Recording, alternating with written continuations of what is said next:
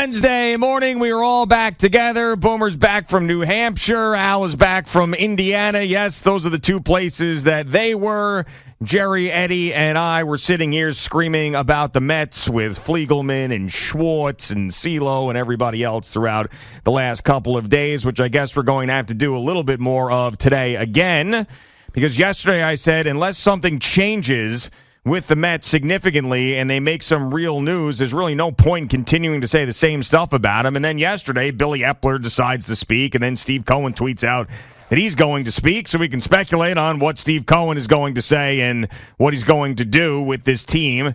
If anything, the Yankees start their West Coast trip in a really, really bad fashion, but I still think they will be okay, regardless of how bad that offense looked last night. Boomer just told me he got caught in some horrible airline crap last night, so that means that he's probably tired and cranky. So buckle up. Good morning, Boomer. How are you? I am not tired and cranky. Yes, I did get caught in some weather last night, but so did everybody else in the tri-state area. So I've learned over the years, you can't sweat the weather. There's nothing you can do about it. You know, the thing that I think people get angry about at these airports, especially when you wake up and you listen to 10-10 winds and everybody's screaming about, you know, my plane got moved from 8 o'clock to 8:15, from 8:15 to 9:45, from 9:45 to 10:30, and then they cancel it. That's where people get annoyed. And in the tri-state area, all the main airports were basically all backed up for hours and hours and hours. So I was very fortunate to be able to say, you know, it seemed like Islip, West Hampton, and Farmingdale were the only ones that were not in like lockdown mode. Every other one was, because most of that weather was coming up the East Coast, was not going out to Long Island. Okay. So I was able to get in late last night into Long Island, at least. And the thing about it is that it turned out to be just awful. What is late last night? What are we talking? Late. Well, I want to know. I'm just curious. Late. Let's just put it that way. Why can't you tell me? Why is this a secret? Like it's not a secret. I mean, like, you know, so I got on a plane at 5 o'clock and landed like at 9:30. Okay. So it's late. Yeah, it's definitely late. But you know, the thing about it is that there's really nothing you can do. I don't know why. You know, I understand people are frustrated at airports and stuff like that. But if anybody's ever flown through one of those cells, those thunderstorm cells, it's not fun. And I wouldn't want to be on the plane. And then I could imagine people being on the plane going, you know, why the hell did we take off into this crap? Well, generally, people are leaving because they have to be somewhere. A vacation is starting. There's some sort of tragedy or family sad thing that's going on, or a family happy thing that's going on. Business. Or they got to be somewhere for their job. So when you're flying, most of the time, you have to be there or really want to be there. And people get mad when it doesn't work out their way, and they have irrational feelings about it, about things they can't control. Yeah, well, that's exactly right. And if you listen, if you wake up and you listen to the news, I mean, it's just nothing but bad news everywhere. You know, from congestion pricing to raising the tolls to nobody taking mass transit. So this is why they have to do all these things. Yeah. And then on top of that, people are angry because they can't get on their plane and they can't go anywhere. That is right. And it's a July 4th coming up, and people are traveling. This is supposed to be the pinnacle of the year for us in the Northeast because of the weather and the celebrations and the summer and everything else. So you want it to get off to a good start. So I said this morning, I don't want to come in and be annoyed. I don't want to be like edgy. I don't want to be like all caught up in like some other things that happened yesterday that I couldn't control, but I'm here today. That's perfect. What a great attitude. What a great role model you are. That's what I think. I think you got to have a positive attitude when it comes out to all of this stuff. And then on top of that, you know, yesterday up in New Hampshire for the 20th year, I think it's the 20th, might be the 21st year, we're with a company called DCU, Digital Credit Union, and we're a part of their foundation, their charitable foundation, and they've been great to us. And you know what? To spend 2 days up in Nashua, New Hampshire, unfortunately in thunderstorms as well. It's always great, and those people were always wonderful to us. So what should I complain about? There's nothing to complain about. Right. I think that is a great way to look at things. Now, if you want to complain, we can complain about, you know, the Yankees losing 2-1. We can do that. But Josh Donaldson hit a home run. Sure. That was good. Okay. Right. So I told you they weren't going to play him at home. They were going to wait until they got on the road because they didn't want him to go and get booed every single time he came out of the dugout. That is true. So they were protecting him, and I understand that. And then, of course, you have Steve Cohen who's going to talk today, and we all know what he's going to say. Yeah, I mean, and I think that's probably the right take on it, is that we all know what he's going to say, and mostly because Billy Epler said everything yesterday.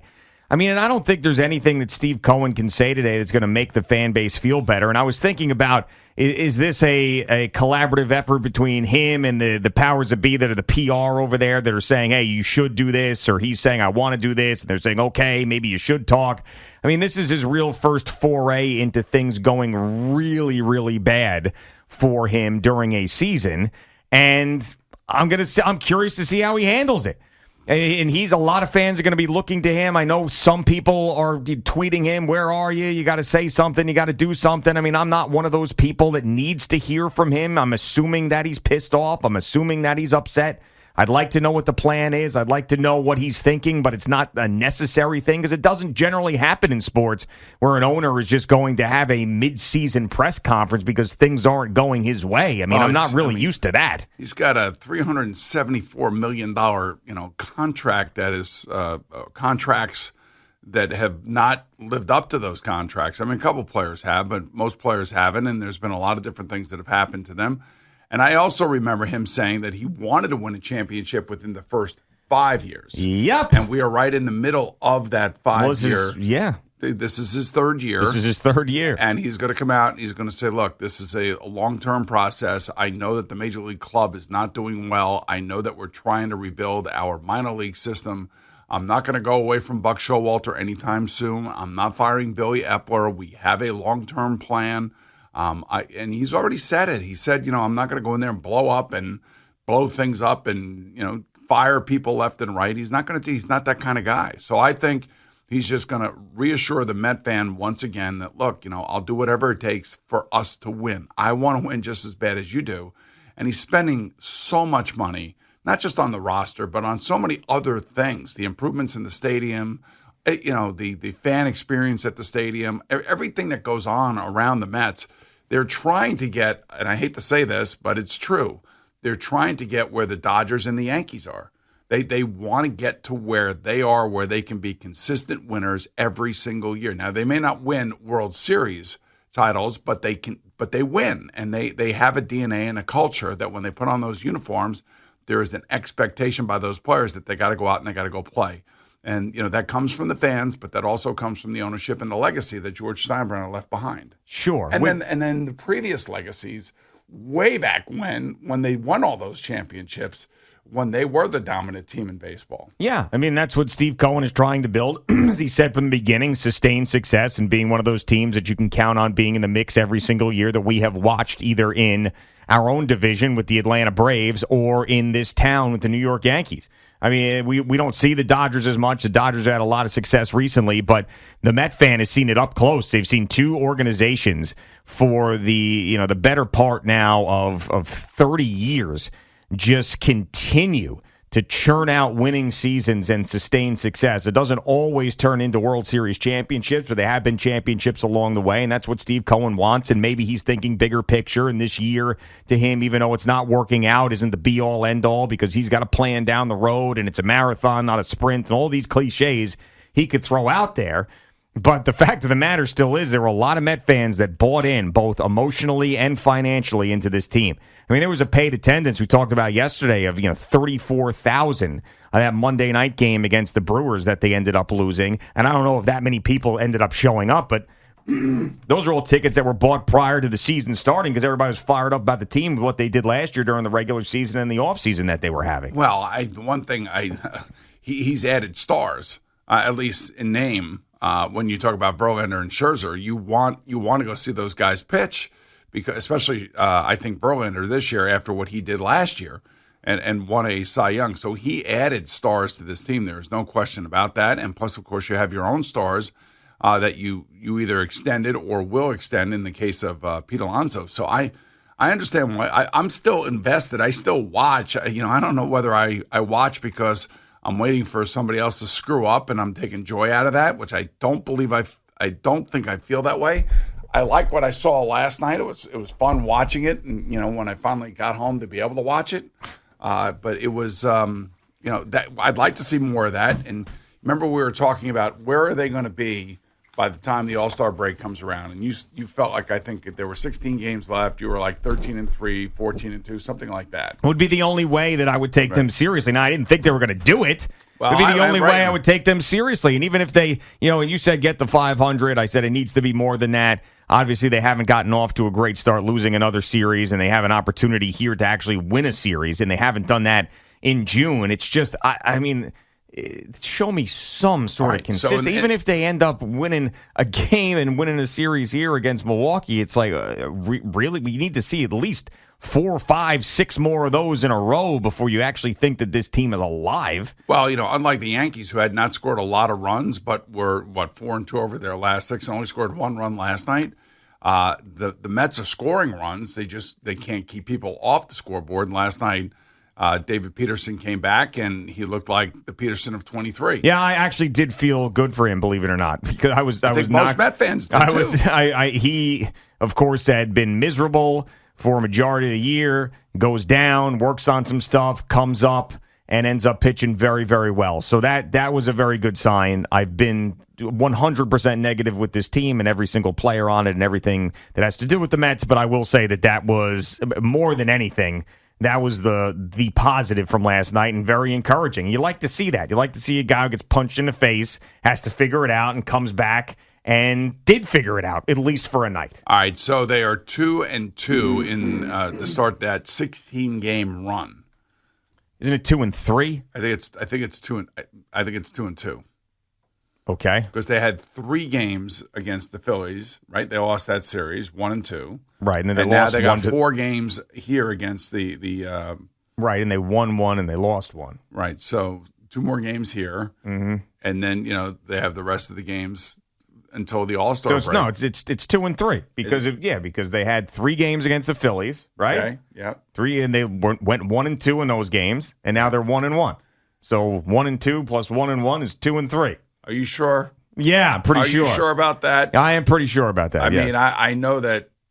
I think Christopher Mad Dog Russo tried to figure this whole thing out. He did, and all I'm just trying to do is take it one game at a time. But I'm also trying to look at it. By the time they get to the All-Star break, can they get the 500? That's and good for you, I guess, for having that type of mentality. But to me, it's completely useless. Completely useless. The team is 100% finished. They are so far out of it. Just because there was a little bit of salve on the wound last night because they won a baseball game doesn't change anything. Steve Cohen tweeting out that he's going to address things doesn't change anything. This team is really bad. It's poorly constructed and is so far back from making any sort of impact in the National League that it's useless hope. And if you'd like to have it, go ahead and have it. But it's just all you're going to do if you hang on to that hope is just get kicked in the nuts again and again and again. And the sooner that you get detached from it and realize that it's over, the better it will be for you. Well, all right. Well, I'm not getting detached just like you are just yet, but I'm just. Would you rather have Billy Epler not say anything? Would you rather have Steve Cohen not say anything? No, I'd rather them win. That's it. I really don't care about anything else except for them to actually be a competitive baseball team that doesn't look completely lost and play, can't pitch, can't hit, can't field, can't run, has a miserable bullpen. That's really all I'm looking for. I mean, is that too much to ask? The highest paid team in the history of the game to look like they have an idea what they're doing and not be the 8th worst team in the entire league out of 30 teams. I mean, the general manager can sit up there and juggle for all I care. Steve Cohen can go up and play the kazoo today. It doesn't mean anything to me until you see the results that are out there on the field. And I know they got to do something. I know they feel like they got to do something because it's the business and they don't want to lose the fan base. Sure, go ahead. Do what you got to do. Try to convince the fans that everything is okay, and maybe they'll still buy tickets and go to the games and buy the concessions and do whatever to keep your business afloat. But none of it matters unless you're winning baseball games. And they haven't done that, and they haven't done that consistently, and I don't believe that they will. Okay. There you go. All right. And those are the facts. That's the reality. I've heard it for a month now. I've heard it for a month. Yeah, well, and you know what? That's why I said yesterday, I was like, there's really no point. If there was something else going on in New York sports, that we would not talk about the Mets the way that we're talking about the Mets. But the problem is that they're really the only thing that's going on. And I vowed yesterday at 6 a.m. with Jerry, I said, unless things change, with like something changes, Buck gets fired, Billy Epler gets fired, whatever, Like, I can't do this with the Mets every day for the rest of the summer. I just can't do it because they're done and it's just boring and it's bad. And I don't think the Met fan wants to hear it. I don't think the Yankee fan wants to hear it. I don't think our listener wants to hear it anymore. It's redundant and it sucks. But then, of course, yesterday there's some news because Steve Cohen's going to have this press conference, and then we're right back here talking about these losers again. I think that press conference is just going to be basically... And then tomorrow we're going to have to talk about him too. Right, but I don't think there's going to be anything major that comes out of it other than that he's going to stick with his guys, and he's learned through his businesses that, through adversity, you got to stay strong and with what you believe, and you're trying to build something, and you believe you have the right people in place to be able to do that, even though it doesn't seem that way right now because things haven't gone well. I mean, that's kind of the messaging I would think that he is going to bring today. So it's not going to be anything earth-shattering. The other thing, too, the reason that we end up talking about them a lot is because, as you mentioned last week, when you were talking about the Nets and the disaster that the Nets were, and you were talking about, is that a bigger disaster, or are the Mets giving how much money they're spending on this roster, the people that they brought in here?